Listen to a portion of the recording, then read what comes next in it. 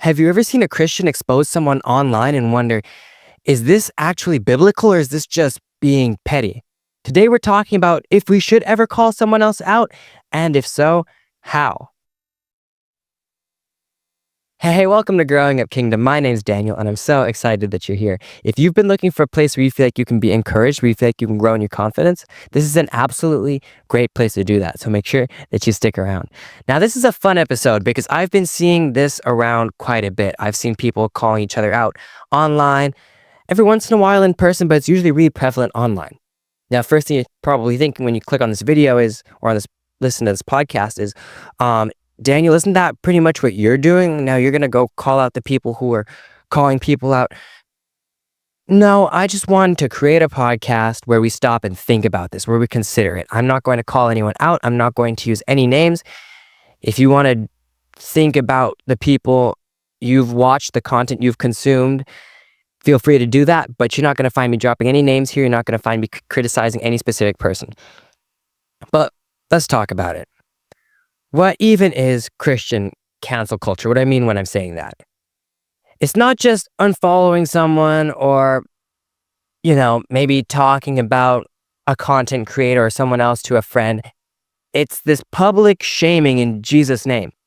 You see it in these YouTube discernment videos, TikToks that blast different pastors or different influencers.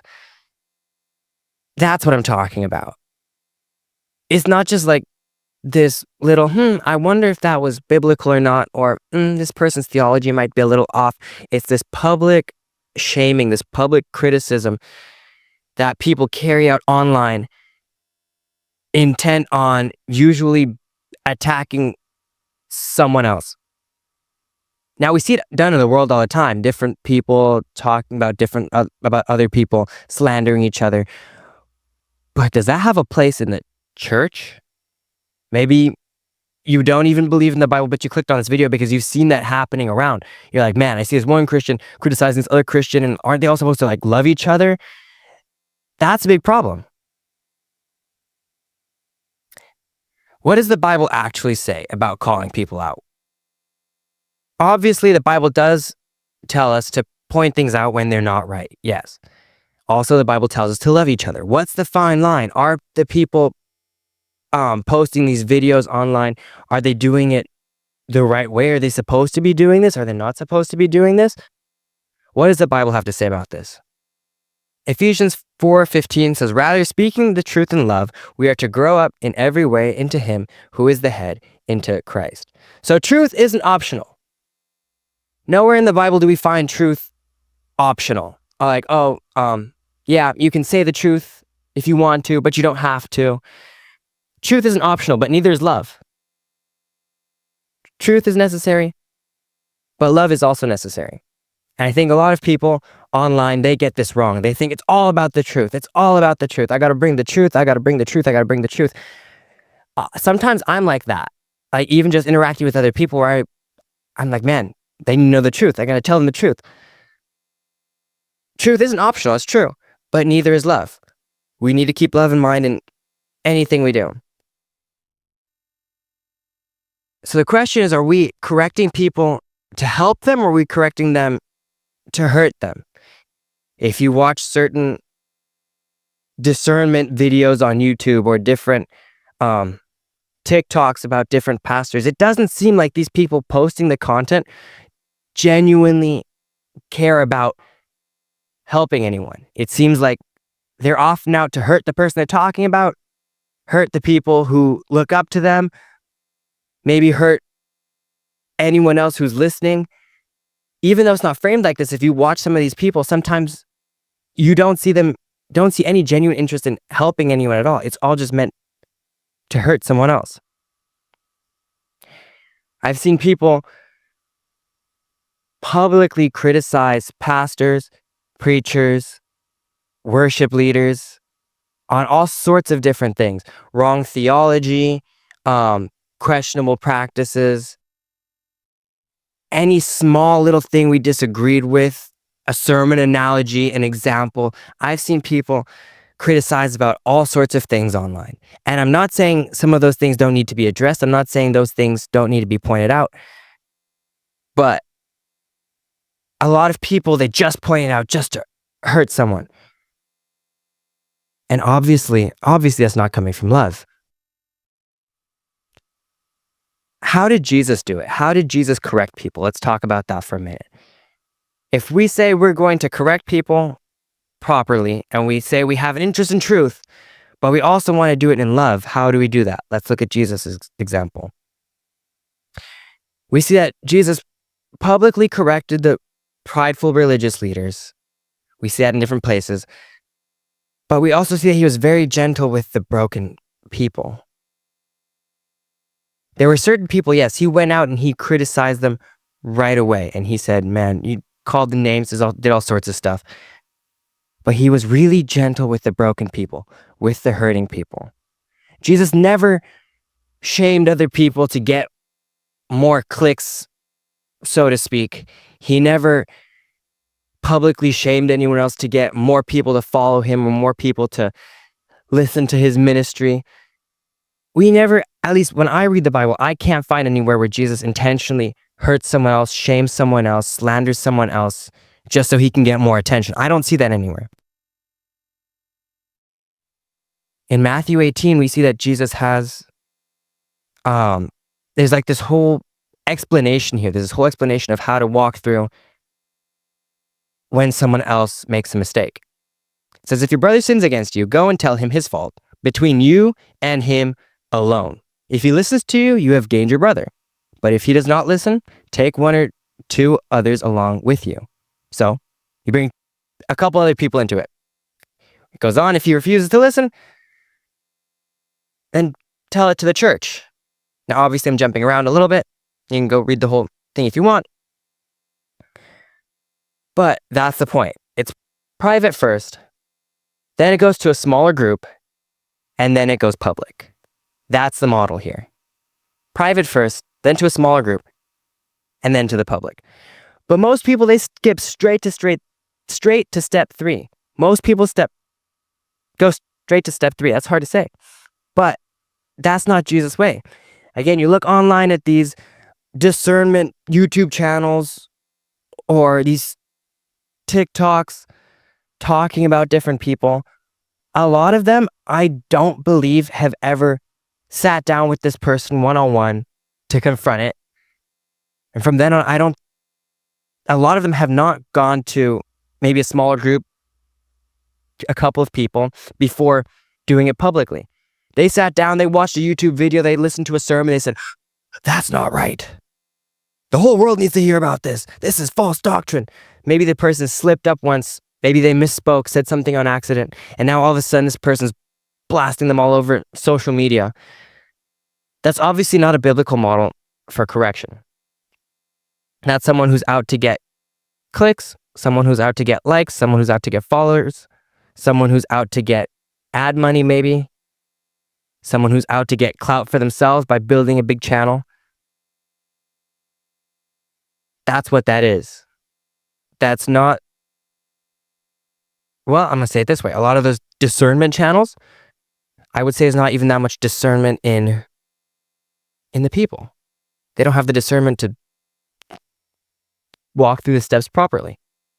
Now, I don't want to make it sound like I'm against every single TikToker who calls out a pastor or a preacher, or I'm against every single YouTube channel that calls out a minister or worship leader.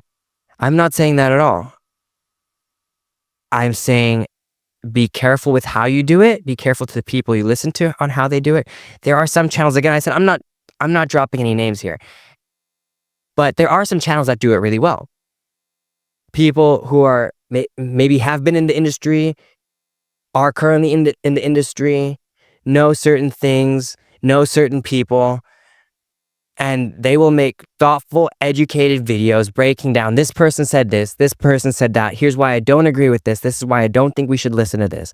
They've done their research, they've thought it through, they've intentionally made these videos, and by all means, I believe that there is a place for that. I do believe that's important. So let's talk about it. How to know you're being biblical and you're not just being petty. How to know these people online are not just being petty, but they're actually being biblical. Galatians 6:1 says, brothers, if anyone is caught in any transgression, you who are spiritual should restore him in a spirit of gentleness.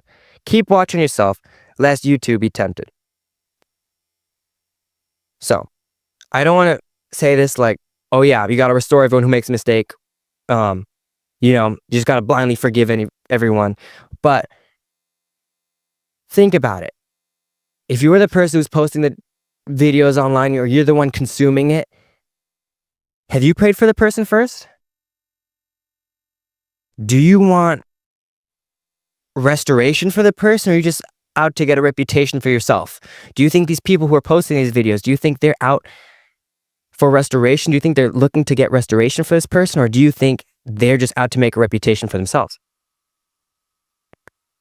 And thirdly, I think this is really important when we when we consume this sort of content. Would I want someone to correct me like this?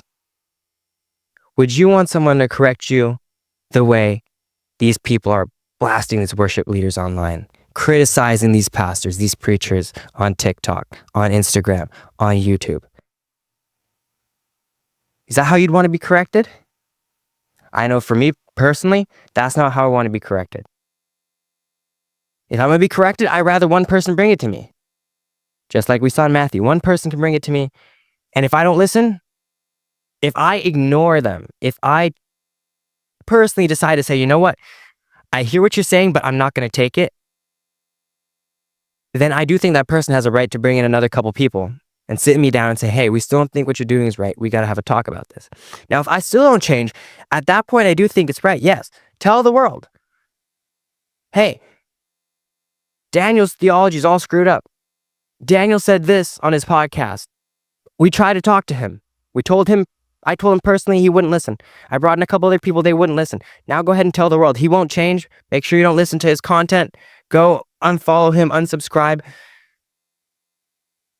I understand that. That's how I'd want someone to correct me. If I don't listen, then by all means, right? Something's got to happen. But I think we all would want someone to intentionally correct us individually first before sharing it with the whole world. But what about the genuine false teachers? What about the people who really are out there just to out there distorting the gospel, bad theology, intentionally manipulating people? I don't deny it. There are definitely pastors out there, people in different industries that are out to manipulate people, make a profit off of them, get a quick gain, and their heart's really not in it. I do believe there are people like that. So what about the false teachers? Titus 1:9 says he must hold firm to the trustworthy word as taught, so that he may be able to give instruction in sound doctrine, and also to rebuke those who contradict it. So, warn others. Rebuke the one who contradicts the word. Rebuke the one who contradicts doctrine. But don't attack them with this slander. People all over the world are looking at two Christians shouting at each other, slandering each other back and forth, and we're the ones preaching love each other, love your brother. And they look online and they're like, haha, yeah, that's a joke. You're screaming at each other online because one person said one thing about the Trinity and one person wasn't quite exactly sure, so you jumped on it because of it. I'm not saying the other person's view was wrong. I'm not saying the other person's view was right, but for other people looking in, they're like, man, these are the people who are supposed to love each other? These are the people saying, oh yeah, come follow our Jesus because he loves you, and they hate each other? Keep that in mind. By all means, again, if someone really is a false teacher, I have nothing against someone pointing it out and saying, hey, you know what, this is wrong. This doesn't make sense. This is not true. Don't listen to this. But the goal is to focus on correcting the false teaching and not ruining the person. That's where a lot of discernment channels, TikTokers, influencers get it mixed up. A lot of them are way more intent on ruining the person than correcting the false teaching. They're more intent on destroying their career, tearing down everything they've built, than correcting the false teaching. Now, obviously, if a whole ministry is built on a false doctrine, I wouldn't be surprised if the whole thing comes falling down once you expose that false doctrine. But a lot of people are so intent on tearing down the ministry first, and that's their big goal. Tear down the ministry, bring it down, ruin everything they've built, and then, oh, it's because they were preaching this. No. They're preaching this isn't good. If the ministry happens to collapse as a result, if people unfollow them as a result, I understand that. But everything we do when we're correcting other people, it's to point out this is wrong and not attack the person. Again, truth is not optional. We need the truth, but we also need love. Again, there's lots of channels. I do see channels out there who do it well. I've seen TikToks where people do it extremely well. They point out things that are wrong in churches, things that are wrong that pastors have said, things wrong in the worship music industry. It is an industry. I know some people don't like that wording, but it definitely is. I've seen people call things out and do it respectfully, do it well, do it tastefully, and do it with love. There are ways to do that. There are definitely channels out there. I don't want it to sound like I'm just hating on everyone who points out someone else's flaws. No, there are definitely channels who do it really, really well. Thank you to all of the content creators who do that, who point out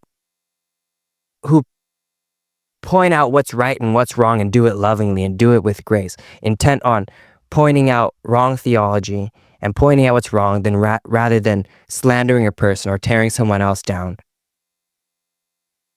I hope this episode has helped you think about this sort of content differently. If it has, make sure that you go ahead and share it with someone else you think would find it fascinating. Make sure you go ahead and like, subscribe, follow, do whatever you can on the platform you're listening. This has been a great episode. Make sure you join me for the next episode of Growing Up Kingdom. I'll see you there. Bye.